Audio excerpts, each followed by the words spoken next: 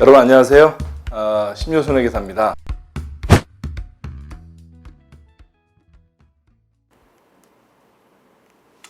여러분 안녕하세요. 회계원리, 영문 회계원리 강의를 이어나가도록 하겠습니다.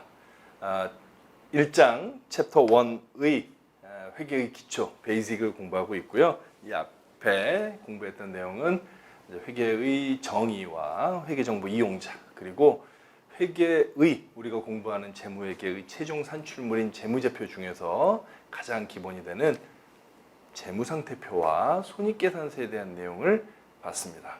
길게 복습해드리면 좋은데 이미 여러분들 들으셨고 또 필요하시면 또 돌아가서 보시면 되니까 자, 세 번째 섹션 계정부터 공부를 해보도록 하겠습니다. 자, 여기 있습니다. 계정이라고 되어 있네요. 영어 이름은 account입니다. 그리고 줄임말은 A/C, AC라고 적습니다. 자, 영어 표현 한번 써봤어요. 거래를 구분하여 기록하고 관리하는 단위라고 해서 Individual Accounting Record of Asset, Liability, Equity, Revenue and Expense 이렇게 했습니다. 자, 영어 표현이 그렇게 중요한 건 아니고요. 자, 무슨 얘기냐면 여러분 저랑 앞서 재무상태표에 대한 설명을 좀 주고받을 때 제가 여러분들에게 특별한 설명 없이 이런 말을 썼어요. 현금, 예금. 예금은 없었군요. 예금도 있었네요. 현금 혹은 빌딩, 그러니까 건물 이런 말들을 막 썼단 말이에요. 차입금. 이게 무슨 얘기냐면 회사의 재무 상태를 구성하는 자산, 부채, 자본의 항목들 혹은 손익계산서의 수익 비용의 항목들을 한 거예요. 이건 무슨 얘기냐면 자, 우리가 공부하는 재무회계는 회사에서 발생한 경제적 활동을 적어서 최종 산출물인 재무제표를 만드는 건데 그때 보여주는 방식이에요. 자, 보세요. 여러분이 다니는 어떤 회사가 그래 이거 있네요. 마우스를 샀어요. 5만 원 주고. 이거 회사의 재산이에요, 이제. 그럼 이걸 정보 이용자에게 보여줄 때 어떻게 보여줄 거예요? 마우스에 사진 찍어서 보여줄 수는 없는 일이잖아요. 그러면 거기다가 마우스 5만 원 이렇게 적어도 되긴 해요. 자산인데. 그러면 어떻게 되겠어요? 일반적으로 기업에서 가지고 있는 자산의 종류가 도대체 몇 개나 되겠어요? 마우스도 그럼 마이크로소프트 볼마우스 1, 볼마우스 2, 광학마우스 3, 뭐 키보드 로지텍 거 뭐 이렇게 할 수는 없잖아요. 그래서 성격이 유사한 것들을 묶어서 표준화된 명칭으로 적더라라는 거예요. 그게 바로 계정이에요. 계정. 그러니까 우리가 학교에서 공부를 하면 국어, 영어, 수학처럼 과목을 나누듯이 옷으로 따지면 상의, 하의, 목은 속옷 이렇게 따지듯이 거래를 기록하는 단위도 단위를 하나의 구분을 해놨다는 거예요. 그게 바로 계정입니다. 계정. 그게 바로 계정이에요. 되시겠어요? 별 내용은 아니에요. 자, 그래서 자 바로 들어가도록 하겠습니다. 크게 우리가 공부한 재무상태표와 손익계산서가 있는데 그 안에 자산, 부채, 자본, 수익, 비용이 있는데 그 안에 들어가는 각각의 항목들의 계정 과목, 계정이라는 게 있는 거예요. 계정. 그러니까 이런 그룹으로 적는다는 거죠. 그 그룹이 여기에 적은 거는 아주 작은 샘플, 예들일 뿐이고요. 실제로는 많아요. 많은데 우리가 그 많은 걸 한꺼번에 다 익힐 수는 없고 그럴 필요도 없어요. 지금 단계에서는 대표적인 것들을 적어봤으니까 좀 눈으로만 보자고요. 자, 자산의 종류에 들어가는 수많은 것들 중에 현금, 매출 채권, 어카운트 리시버블, 짧게 얘기하면 거래처한테 외상으로 물건 팔고 받을 돈이에요. 인벤토리, 재고자산, 이제 팔려고 가지고 있는 거. 아까 그 마우스로 따지면 뭐 전자랜드에서 마우스는 재고자산이에요. 팔려 가지고 있는 거. 토지, 뭐 비품 이게 노트북 이런 거, 소모품 뭐 이런 것들이에요. 이런 표현이 있다. 이런 것들이 계정이다. 그렇게만 보시면 돼요. 자, 부채는 어카운트 페이어블, 매입 채무, 외상가, 갚을 돈, 바로잉, 차입금, 은행에서 돈 꾼 거. 자, 자본금은 이미 배웠어요. 크게 뭐가 있어요? 자본은 주주가 낸 돈, 캐피탈, 자본금, 회사가 번 돈, 리테인드 어닝스, 이익여금입니다. 이건 했죠? 수익은 판매, 매출, 세일즈라고 하고요. 인터레스트 레비뉴, 이자 수익 은행에다가 돈 넣으면 이자 들어오잖아요. 그다음에 렌탈 레비뉴는 뭐예요? 건물 가지고 있다면 임대료 받은 거. 자, cost of goods accounting, 죄송합니다. cost of goods sold, 매출 원가. 이거는 뭐 마우스를 팔았다면 1,000원 받고 5만 원 받고 팔았는데 4만 원에 사왔으면 그 4만 원 얘기하는 거고요. 렌탈 익스펜스는 임차료 지급한 거. 아까 렌탈 레비뉴가 임대료 받은 거라면 뭐 좀 헷갈리지만 임차료는 내는 거고요. 임대료는 받는 거예요. 그래서 여러분 생각해봐요. 임대사업자라는 말은 있지만 임차사업자라는 말은 없잖아요. 빌려주고 임대료를 받는 게 사업일 수는 있지만 빌리는 게 사업일 수는 없으니까. 자, 그 다음에 인터레스트 익스펜스는 이자 비용, 셀러리 익스펜스는 급여. 이런 계정들이 있다. 크게 나누면 재무상태표 계정, 손익계산서 계정, 재무상태표 안에서도 자산, 부채, 자본에 있고 손익계산서 안에서도 수익과 비용이 각각 있다. 이건 한번 보자는 거예요. 자, 무슨 얘기냐? 기업에서 벌어지는 수많은 거래를 재무제표에 표시하여 보고하는데 이 거래를 어느 정도 미리 약속된 유사한 성격끼리 묶어서 보여주는데 그 유사한 성격끼리 묶는 한 단위가 계정이다. 어카운트다. 됐죠? 자, 어카운트 이렇게 보겠습니다. 자, 그래서 이거를 이제 뭐 예제가 하나 있으니까 한번 볼까요? 20페이지에 있습니다. 20페이지에 자, 계정의 기록에서 우리는 11월 1일 날 영업을 시작을 했는데 1개월 동안 다음과 같은 영업 활동이 있었어요. 1일, 10일, 20일, 31일 날 10만 원 출자해서 회사 설립했고 20만 원을 은행에서 차입했어요. 그리고 뭐 지금 30만 원이 있겠는데 그 순간 15만 원 주고 토지를 샀고요. 10만 원 주고 기계를 샀어요. 자, 그럼 현금 계정의 잔액을 계산하시오. 현금 계정의 잔액을 계산하시오. 이거 갑자기 좀 무슨 시험 문제가 확 들어왔죠? 자, 뭐예요? 지금 보면 이것들이 한 4건의 이벤트가 발생했는데 이 이벤트가 회사의 자산부채 자본 수익 비용을 막 변화시켜요. 그래서 각각의 계정들의 금액을 변화시킨다고. 현금도 변화시키고 토지도 변화시키고 기계도 변화시켜요. 그런데 일단 질문은 뭐예요? 현금이라는 계정의 잔액을 구해보라는 얘기예요. 어떻게 구하면 돼요? 사실은 이 정도의 문제면 암산으로 구할 수 있죠. 봐요. 10 더하기 20 빼기 15 빼기 10 하면 얼마예요? 5만 원이죠. 5만 원. 그죠? 그런데 이건 교재에서 연습용이니까 이렇지 기업이라고 치면 아무리 작은 기업도 얼마나 많은 현금 거래가 있겠어요. 이게 암산이 되겠어요? 암산 안 돼요. 그러면 어딘가에 적어야 될 거 아니에요? 그 적는 방식인데 생각해보면 적는 방식은 자유예요. 뭐 여러분들이 이제 엑셀이라는 건 굉장히 익숙한 툴이니까 엑셀로 하실 수도 있고 뭐 핸드폰에 적을 수도 있는데 자, 회계에서 쓰는 방식을 바로 들어갈게요. 회계는 어떻게 많이 쓰냐면 T 계정을 사용하는 게 회계의 학습 단계에서 굉장히 유용합니다.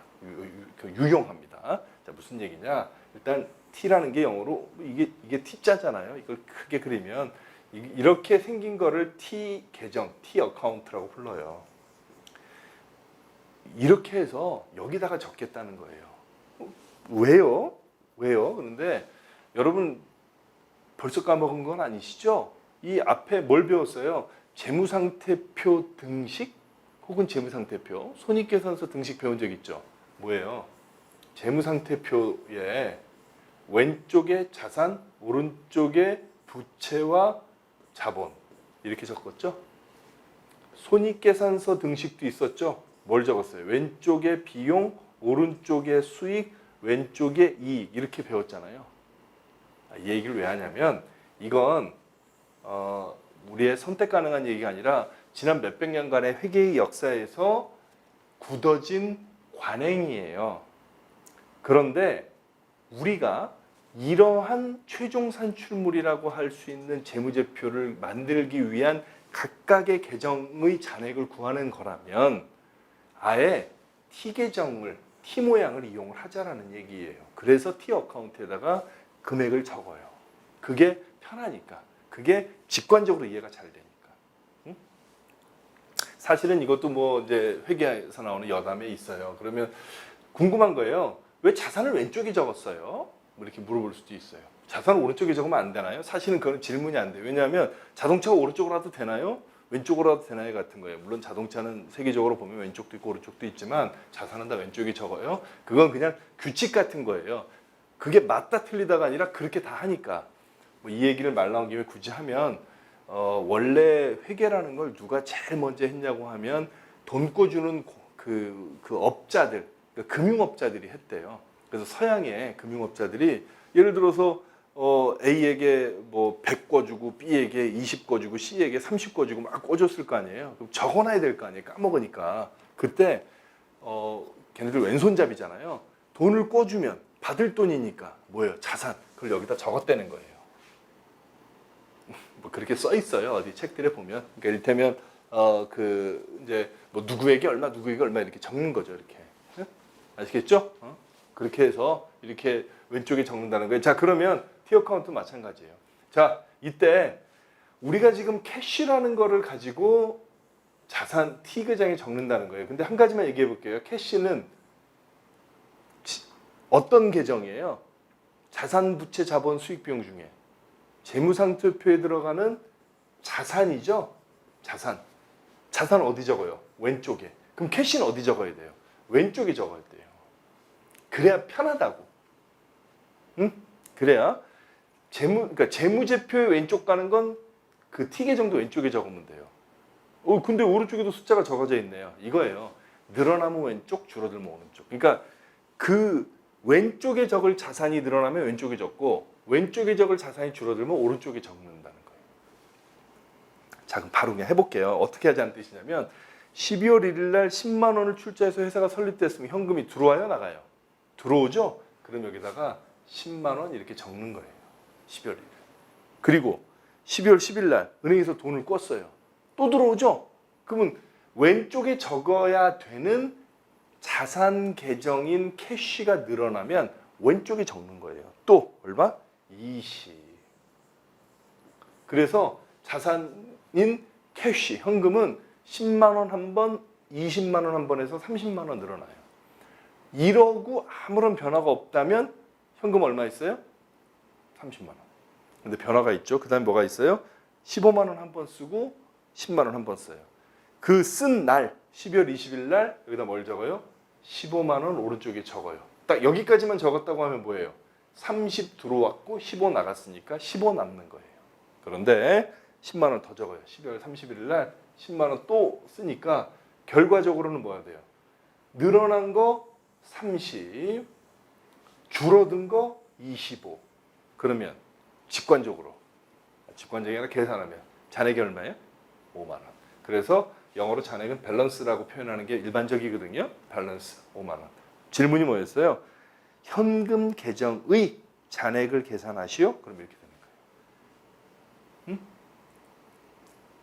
너무 앞서갔어요? 사실은 21페이지에 보면 위에 이렇게 쭉 적는 방식이 있잖아요. 이렇게 해서 얼마 있었고 증가했고 감소했고 그렇게 적어도 되는데 우리는 회계학 공부를 할 때는 T 계정을 쓸 거라고요. 왜?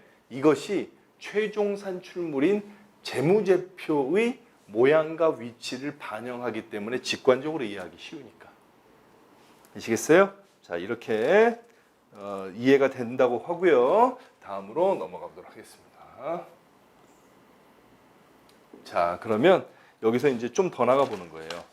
1-5를 풀면서 이제 재무제표를 그 계정을 기록하는 방법을 조금 더 보겠습니다.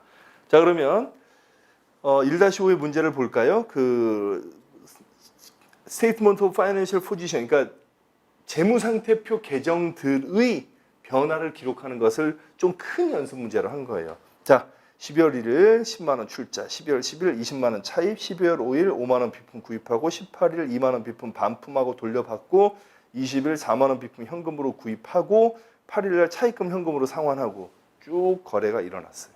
자, 이제 문제가 커진 거예요. 현금, 비품, 차입금, 자본금의 잔액을 구하시오. 그리고 그 잔액을 다 구해서 모은 게 뭐예요? 재무상태표니까 재무상태표까지 그려보시오. 이거예요. 암산하자는 얘기 아니잖아요. 어떻게 접근하기로 했어요? T 계정을 그리기로 했잖아요. 등장하는 계정 과목이 캐시, 이퀴먼트, 그다음에 borrowing, capital 이렇게 돼 있어요. 이게 딱 또 용케 계정 과목이 2개씩이라서 왼쪽에 가는 자산 2개, 오른쪽에 가는 부채 하나, 오른쪽에 가는 자본금 하나 있네요. 자, 그러면 해볼까요, 여러분? 제가 말씀드렸죠? 앞에서도 한번 설명한 것 같은데 여러분 지금 이걸 제가 칠판에 적고 필기하는 게 좀 답답하게 느껴지실 수 있어요. 눈으로 쓱 봐도 아는 건데. 그런데 조금 고집스럽게 제가 이렇게 명필도 아니지만 써가면서 할 거고요. 여러분도 가능하면 연습장 꺼내놓고 쓰면서 하세요.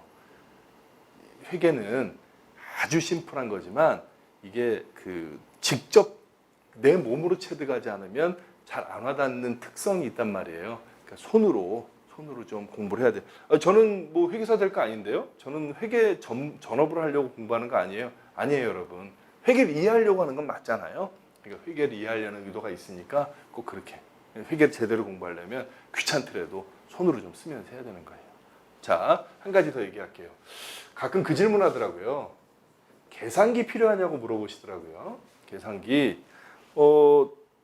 수업 목적으로 공부하시는 분들이라면 결국은 시험장에는 계산기를 가지고 들어가야 돼요. 왜냐하면 핸드폰 사용하면 안 되고, 그러니까 핸드폰에 계산기 다 있잖아요. 그런데 그냥 이거를 회계 원리 단계에서 이제 수업 목적이 아니라 회계학을 이해하는 거라면 계산기 안 사셔도 될 것 같고요. 여러분들 핸드폰 있으니까 그 핸드폰에 있는 계산기 정도로도 충분히 될 거예요. 응? 이제 저희처럼 한 20, 30년 회계학을 하면 계산기가 없으면 뭐 못 저희한테는 뭐 그냥 일종의 뭐라고 그래야 될까요? 그냥 내 분신 같은 건데요. 저는 어쩌다 보니까 1995년에 회계사 붙고 그 당시에 회사에서 삼일회계법인에서 지급해줬던 계산기를 지금도 쓰고 있는데 조금 좀 잘 안 되기도 하지만 많이 쓰지 않으니까 여러분들은 쓸 필요 없으실 거예요. 자, 그러면 계산기 얘기는 됐고 손으로 풀어본다는 거예요. 하나씩 해보죠. 12월 1일 날 현금 10만 원이 10만 원을 내서 회사를 만들었어요. 그러면 지금 우리가 뭐 하는 거예요? 각각의 계정 과목, 계정의 금액이 변하는 거를 모아서 기록했다가 재무상태표 만들 거잖아요. 자, 그럼 1번 12월 1일의 이벤트는 계정에 영향을 줍니다. 몇 개의 계정에 영향을 주던가요? 현금과 자본금. 그죠? 그러면 현금에 먼저 가서 현금이 늘었어요? 줄었어요? 늘었어요. 현금은 왼쪽에 적는 건데 늘었으니까 12월 1일 날 10만 원 이렇게 적습니다. 됐죠? 그런데 이러고 끝나면 안 돼요. 왜? 출자해서 회사를 설립하다라고 했으니까 주주가 낸 거잖아요. 돈을 무엇에도 변화를 줘요? 캐피탈에도 변화를 줘요. 자본금에도. 그래서 자본금에 가서도 적어줘야 되는데 자, 여러분 재무상태표에서 자본금은 자본이잖아요. 자본의 항목. 오른쪽에 적는 거예요? 왼쪽에 적는 거예요? 오른쪽에 적는 거죠? 오른쪽에 적는 거가 발생하면 오른쪽에 적어요. 그래서 여기다가 10만 원 적어줘야 돼요. 응? 자, 이런 식으로 하는 거예요. 그럼 해보자고요. 두 번째, 12월 10일 날 20만 원의 현금을 은행에서 차입하였다. 이번에도 두 가지 계정 영향을 줘요. 우선 현금이 차입했으니까 늘어난 거잖아요. 역시 왼쪽에다가 20만 원을 적어주고요. 어떤 명목으로 들어온 거예요? 빚, 차입금, 바로잉으로 들어왔어요. 부채도 같이 늘어납니다. 갚을 돈도. 그럴 때 부채는 오른쪽에 적는 거니까 증가하면 오른쪽에 적어요. 그래서 여기 바로잉에도 20만 원 적어줘야 돼요. 자, 세 번째, 12월 15일 날 5만 원 현금 주고 비품 샀어요. 이번에 현금이 줄었네요. 자, 우선 현금 먼저 적어볼까요? 줄었어. 줄으면 어느 쪽에 적어야 돼요? 원래 현금은 왼쪽에 적는, 왼쪽에 재무상태표 왼쪽 가는 거지만 줄면 오른쪽에다가 5만 원 줄여줘요. 그리고 어디다 썼어요? 이퀴먼트라는 비품이 구입됐어요. 비품이 늘어났어요. 그러니까 왼쪽에다가 5만 원 적어줘야 돼요. 18일 2만 원의 비품을 반품하고 현품을 돌려받았어요. 이런 경우가 있을 수 있죠. 어떤 걸 것 같아요? 뭐 만 원짜리 5개 샀는데 2개는 고장난 건가 봐요. 돌려줬다는 거예요. 자, 하나씩 봅시다. 2만 원을 돌려받았어요. 그러니까 현금이 되레 늘었어. 그러니까 왼쪽에다가 2만 원 적어주고 비품은 줄었죠. 그러니까 비품이 자산이니까 왼쪽에 적는 거니까 늘어났으면 왼쪽 적는데 줄어들었으면 오른쪽에 2만 원 적어줍니다. 자, 그 다음 20일 날 4만 원의 비품을 더 샀네요. 현금 주고. 우선 현금은 4만 원이 줄어요. 오른쪽. 비품은 4만 원이 늘어요. 왼쪽. 이렇게 됩니다. 그 다음 12월 25일 날은 크리스마스네요. 문제가 좀 이상하네. 크리스마스에 빚을 갚았네. 어쨌든 차입금 8만 원을 갚았어요. 차입금을 갚았으니까 현금이 줄은 거죠. 빚을 갚았으니까 현금이 줄어요. 얼마? 8만 원이 오른쪽으로 줄고요. 차입금이 줄어요. 얼마? 8만 원. 차입금은 부채라서 오른쪽에 적혔어야 되는 건데 줄었으니까 왼쪽에 8만 원 이렇게 됩니다. 자, 이렇게 해서 6건의 거래를 모두 어딘가에 각각의 어카운트에다가 적었어요. 여러분 지금 회계원리라는 걸 공부한 지 1시간 남짓밖에 안 됐는데 어떠한 회계적 행위를 꽤 근사하게 하나를 한 거예요. 이게 회계예요, 이게. 물론 여기서 이제 이런 진짜 기업에 가면 다 이걸 하고 있나요? 30년, 40년 전에는 손으로 했다고 그러더라고요. 저도 사실은 그것까지 경험할 나이는 아니고 요즘은 다 컴퓨터로 해요. 엑셀도 아니에요. 그냥 탁 넣으면 나오는 그 가장 일반적인 프로그램은 더존인데 더존이라는 프로그램으로 많이 합니다. 뭐 미국은 이제 퀵북이라는 걸 하고 뭐 우리나라도 그 이외에 다양한 프로그램들이 있는데 그 안에 다 이런 로직이 숨어 있어요. 아니 그러면 말이 안 되지 않습니까? 이 회계라는 건 기초 과목이고 어차피 뭐 그런 프로그램들이 있으면 그것만 쓰면 되는 거 아닌가요? 아니에요, 여러분. 논리를 알아야 사용을 할 수 있어요. 사실 가끔 보면 제가 이제 우리 장부를 기록하는 직원들도 이제 가끔 만나게 되는데 안타까운 게 기계적으로 입력하는 방법은 잘 아는데 회계 원리를 제대로 공부하지 않았다 보니까 약간 특이한 거 다른 게 나오면 회계라는 능력이 없더라고요. 그래서 회계학을 이해한다고 하면 여러분들이 물론 장부를 만드는 사람이 되지 않을 가능성이 훨씬 많고 회계사나 세무사 시험 공부하지 않을 확률이 훨씬 많지만 회계를 이해한다는 것은 머릿속에 사실은 약간 농담처럼 얘기하면 T 계정이 들어있어야 돼요. T가 왼쪽, 오른쪽, 위, 아래, 증가, 감소 이런 게. 그래야 이해도가 좋아요. 말이 옆으로 좀 샜네요. 우리는 뭐 하자는 거예요? 재무상태표 그리라는 거잖아요. 잔액을 구해와라 이거예요. 잔액을. 봐봐. 현금 증가가 얼마예요? 32만 원. 감소가 얼마예요? 암산이 잘 안 되죠? 얼마예요? 17만 원. 맞죠? 그러면 32만 원에서 17만 원 뺀 게 얼마예요? 15만 원. 잔액이 구해진다는 거예요. 잔액이. 응? 비품은 증가 9만 원, 감소 2만 원, 잔액 7만 원. 이 잔액들이 어디로 간다고요? 재무상태표로 가요. 재무상태표의 영어 표현이 뭐예요? Statement of Financial Position. 옛날 이름이 뭐라고 그랬어요?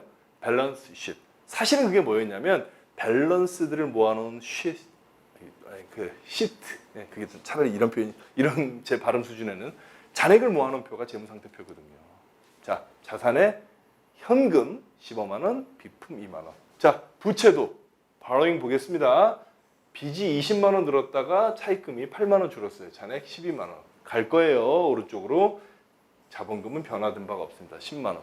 그래서 이걸 다 긁어 모아서 재무상태표를 그리면 현금 15만 원.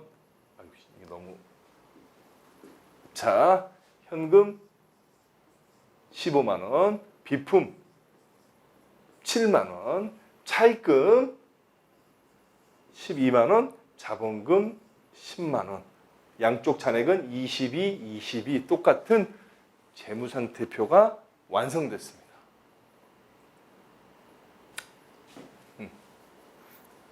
하셨죠? 여러분 지금 저랑 뭐 했어요?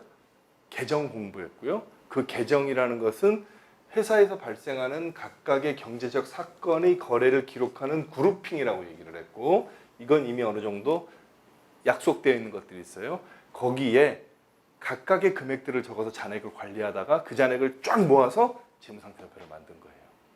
근데 테크니컬리 기술적으로 T 계정을 쓰고, 그 이유는 재무상태표가 손익계산서가 왼쪽 오른쪽을 구별해서 적는 T자이기 때문에 우리는 각각의 계정도 T에다 적어간다. 이렇게만 해야 하느냐? 아니에요. 아까 잠깐 눈으로 보셨던 여러분들이 그 페이지로 따지면 몇 페이지였어요?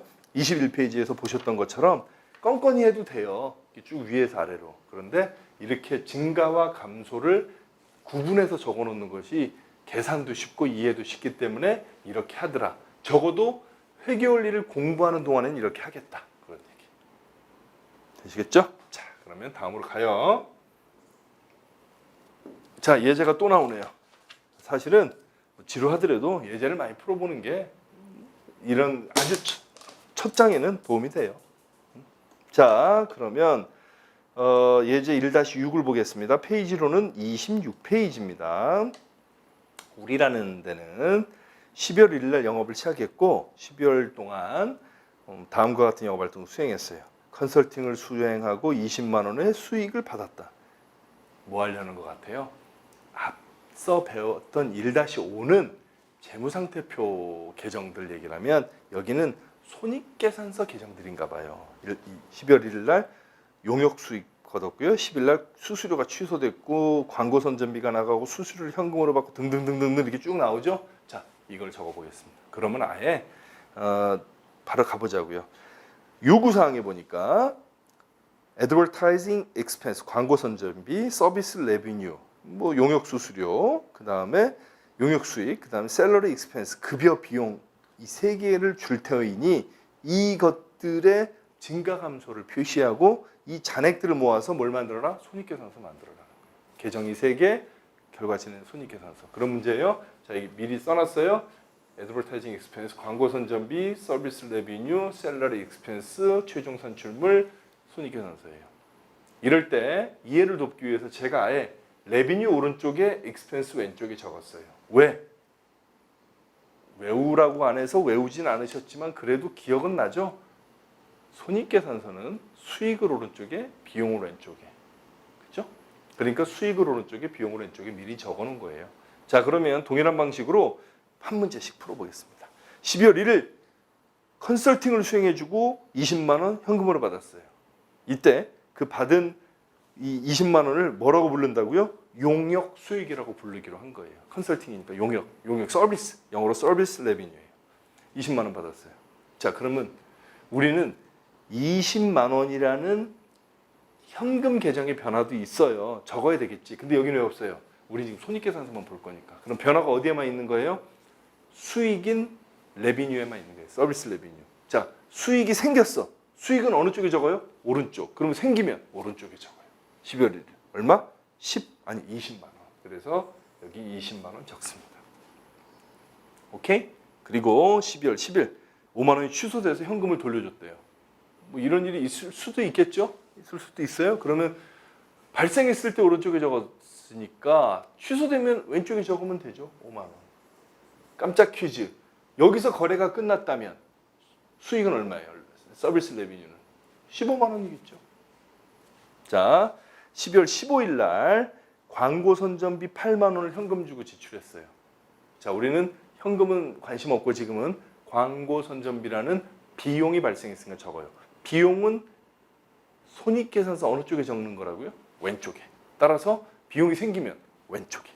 advertising expense에다가 8만 원 왼쪽 적어줘야 돼. 응? 자, 그 다음 12월 18일 수수료 수익이 생겨서 현금으로 15만 원을 받았어요. 그러니까 여기서 용역수익, 수수료 수익 제가 이제 용어를 좀 혼동했는데 자, 여기에 15만 원이 되는 거예요. 아, 여기도 20만 원이었구나. 네. 됐죠? 됐어요. 자, 그렇게 하면 그 다음에 이제 12월 20일 날 급여가 현금으로 지급됐다. 10만 원. 급여는 비용이니까 왼쪽에 적어야 돼요. 10만 원. 자, 그리고 12월 25일로 넘어갑니다. 광고 선전비가 취소되어 현금으로 회수하다. 이게 무슨 얘기예요? 아까 광고 선전비가 8만 원 나갔는데 뭐 약속을 뭐 8만 원어치 광고를 주문했다가 5만 원은 실행이 됐는데 3만 원은 취소했나 보죠? 그러면 현금을 돌려받았으니까 비용도 줄어든 거잖아요. 광고비 8만 원이 줄어들으면 오른쪽에다가 3만 원 적어줘야 되는 거예요. 그 다음 12월 25일, 30일 종업원이 회사를 그만둬서 2만 원의 급여를 취소하고 그러니까 아빠 뭐 이런 얘기겠죠. 12월 21일 날 급여를 주지만 이번 달 급여를 다 준 건가 봐요. 중간에 그만두면 뭐 빼주는 건가 보죠. 어쨌든 2만 원을 취소했다. 급여가 취소됐다, 비용이 줄었다. 오른쪽에 2만 원 이렇게 되겠어요. 자, 거래가 막 발생했어요 지금. 그러면 이 중에서 우리는 손익계산서를 그릴 거예요. 자, 손익계산서에 광고비만 놓고 봅시다. 8만 원 생겼다가 3만 원 줄었는데 5만 원이 잔액이에요. 그럼 뭐가 들어가야 돼요? 하나만 한 얘기죠. 5만 원이 들어가야 되죠. 다 보여주면 복잡하잖아요. 실제 광고비가 얼마 나갔어요? 5만 원. 그러니까 5만 원. 급여는 8만 원 잔액. 그다음에 서비스 레비뉴는 30만 원이 잔액이 되는 거예요. 35 발생하였으나 15 줄었으니까. 이거를 모아서 손익계산서를 그리면 어떻게 돼요? 수익이 오른쪽이에요. 서비스 레비뉴가 얼마? 30만 원. 그 다음에 광고비는 5만 원 비용. 급여는 8만 원 비용. 자, 암산해 볼까요? 레비뉴 수익이 얼마예요? 30. 익스펜스 비용이 얼마예요? 13. 그러면 얼마 남았어요? 30만 원 벌었는데 비용 13만 원 들었으면 17만 원이 이익입니다. 뭐라고 불렀어요? 프로핏이라고도 불렀고 당기순이익이라고, 그러니까 넷인컴이라고도 불렀고 우리말로 하면 당기순이익이라고 그랬죠. 그래서 17만 원에다 적으면 여기도 역시 잔액은 양쪽 잔액은 같아요. 손익계산서 등식이라는 말도 썼던 것 같아요. 앞에. 응? 됐죠? 자, 뭐 꽤 큰 문제 같이 보이지만 풀었어요. 우리는 풀었다고요. 자, 이렇게 해서 계정에 대해서 이해를 했습니다. 자, 다시 돌아가서 계정은 뭐라고요? 계정은 거래를 구분하여 기록하고 관리하는 단위이다. 이건 여러분들이 창작할 필요도 없어요. 우리가 생각할 수 있는 대부분의 사회에서 벌어지는 거래에 대한 계정은 다 이름이 정해져 있어요. 이미. 우린 그거를 하나씩 배우면 됩니다. 한글로 배우고 영어로 배우고 그리고 그걸 적용해서 문제를 풀어보고. 오케이? 자, 그런데 여러분 여기서 제가 짧은 얘기, 이게 이제 제가 예전에 강의를 처음 시작할 땐 저도 30대였었고 그런데 지금 이제 어느덧 나이가 돼서 사회적으로는 여러분들보다 아마 선배일 확률이 높은데, 그래서 뭔가 조언을 드리려고 해도 이게 좀 낯대는 말이야, 아마 꼰대 이런 것 같아서 조심스럽긴 한데요. 여러분 그건 좀 얘기하고 싶어요. 뭐냐면 지금 저랑 이제 2시간도 안 되는데 1시간 남짓 2시간 가까이 공부하다 보니까 단어들이 되게 생소하죠. 그렇잖아요. 손익계산서, 재무상태표도 생각하고 자산부채 자본 이러는데 들어본 것 같기도 하고. 그런데 여러분들이 이 과목을 공부하는 이유가 뭔진 모르겠으나 어떤 정서적인 카타르시스는 절대 아니잖아요. 그죠? 이거 그냥 사회과학으로서 어쩌면 회계사나 세무사 같은 시험 공부를 하거나 아니면 기업에 취업할 계획이라서 듣는 거거나 아니면 회계학을 공부하려고 듣는 거잖아요. 그러면 여러분은 이미 이런 상경계열의 언어를, 기업의 언어를 알고자 하는 의도가 있고 취지가 있는 거예요. 그러면 단순히 회계 용어뿐만이 아니라 적어도 우리가 경제 혹은 회계 혹은 재무, 금융 이런 언어들을 좀 알고 있어야 된다고 생각해요. 그러면 그래서 열심히 할게요. 아니, 이거 열심히 하는 건 좋은데 방법으로서 저는 경제신문을 좀 읽으시기를 권해드려요. 아니, 신문을 읽으면 좋을 것 같아요. 신문을 전체적으로. 요즘은 참 저희 아들도 그렇고 저도 활자를 그렇게 많이 안 접하게 되더라고요. 갈수록. 그런데 일반 신문은 이제 정치, 경제, 사회 문화를 다 다루다 보니까 경제면이 있지만 당연히 좀 그런 것 같고 좀 부족한 것 같고 제가 특정 신문 광고하는 건 아니니까 한국경제신문이나 매일경제신문처럼 대표적인 게 2개인데요. 그래도 꽤 우수한 분들이 모여서 논조가 좀 다를 수는 있어도 만든 신문이니까 우리 사회에서 벌어지고 있는 경제적인 현상들에 대한 이야기는 꽤 많이 다뤄지고 있고요. 그걸 읽다 보면 저랑 여기서 공부하는 회계에 대한 용어도 물론 많이 나오고 경제, 회계, 재무, 금융, 세금 이런 데에 대한 용어들이 많이 나와요. 그걸 읽다 보면 사실은 자연스럽게 용어를 익히게 돼요. 응? 그래서 저는 경제신문 읽는 거는 꽤 좋은 것 같아요. 그리고 외국어를 공부한다? 그럼 미국 신문 읽으시고 영국 신문 읽으시는 것도 되게 좋아요. 영어를 공부한다면.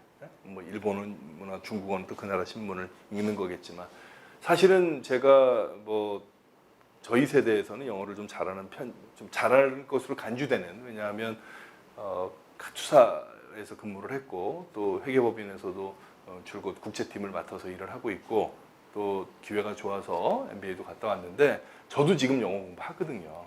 뭐 완벽하지 않기 때문에 당연히 뭐 완벽할 필요까지는 없더라도 능숙하지 못한 아쉬움이 있기 때문에 그러면 선생님 영어 공부 뭘로 하시나요?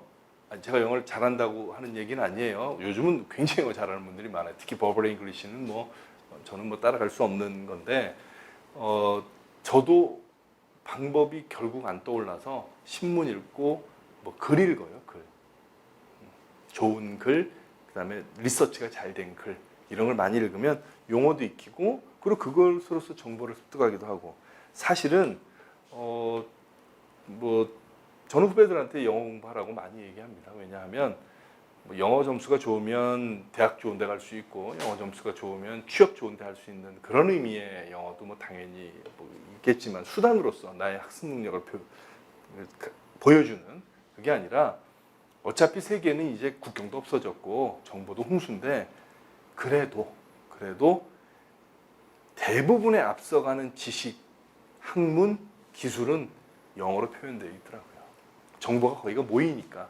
그러면 사실은 뭐 우리나라가 특정 분야에 있어서는 전 세계에서 굉장히 앞서가는 나라는 분명히 맞으니까 우리나라 말만 해도 사실은 사는 냉장은 없겠지만 더 공부하고 싶은 여러분 이런 강의를 듣고 찾아서 듣고 공부하시는 여러분들이 습득해야 될 정보의 정보의 양은 영어가 훨씬 많거든요. 그걸 퍼펙트 할 수는 없죠. 외국 애들처럼. 그러나 우리나라 평균보다 조금 수월하게 접근할 수 있는 능력이 있다면 우리나라 평균보다 좀 더 많은 정보를 얻을 수 있는 거예요. 그래서 용어도 좀 알면 좋겠고 영어 공부도 하면 좋겠다라는 얘기를 갑자기 했네요. 자, 다음 얘기로 가겠습니다.